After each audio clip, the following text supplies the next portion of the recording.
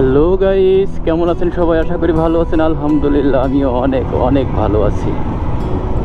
আজকে ঈদের দ্বিতীয় দিন, কালকে ঈদ গেছে। এখন বাসায় শুয়েছিলাম, হঠাৎ করে এক বাইকার বন্ধুর গাড়ির ব্যাটারি বসে গেছে, নষ্টই হয়ে গেছে।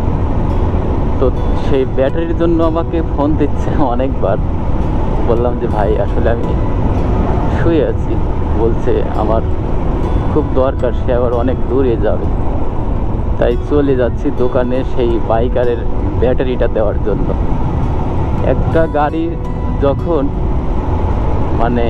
সমস্যা ফেস করে, সেটা টায়ার পাংচার হোক বা গাড়ির স্টার্টের ঝামেলাই হোক, গাড়ির যে কোনো একটা সমস্যা হলেই সেটা কিন্তু বড় ধরনের একটা ব্যাপার হয়ে দাঁড়ায়। এদিকে আমাদের বর্ষা মৌসুম চলে এসছে, চারিদিকে যখন থই থই এই বাবু, তখন কিন্তু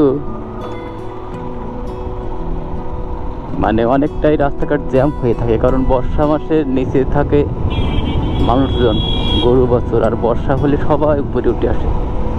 যে কথা বলছিলাম, গাড়ির সমস্যা, তাই সব সময় গাড়ি রাখতে হবে অ্যাক্টিভ, যেন কোথাও গিয়ে কোনো বিপদের সম্মুখীন হতে না হয়।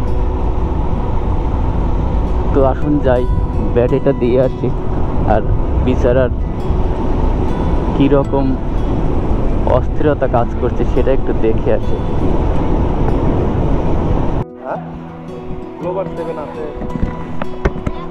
দেখা লাগবে, গ্লোবার 7 থাকতে পারে।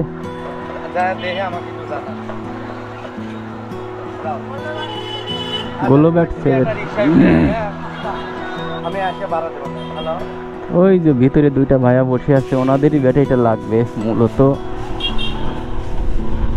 এই সেই বিপদে মানুষের পাশে গিয়ে দাঁড়ানো আর একটা মানুষের দায়িত্ব, তাই তাদেরকে ব্যাটারি দেওয়ার জন্য চলে আসলাম।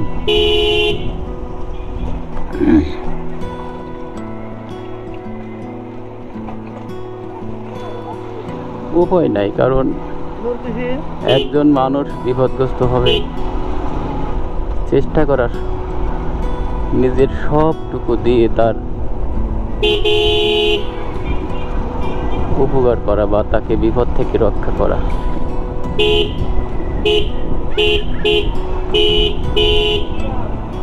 আমাদের দেশের রিক্সা, ভ্যান, সিএনজি এরা কিন্তু জানে না যে হরেন দিলে সাইড দিতে হয়।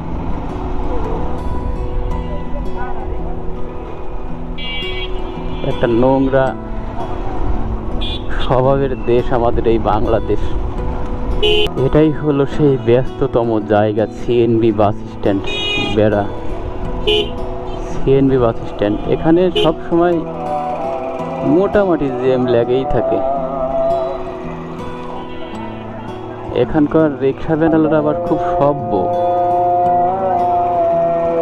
এই কারণেই বেশিরভাগ জ্যাম লেগে থাকে।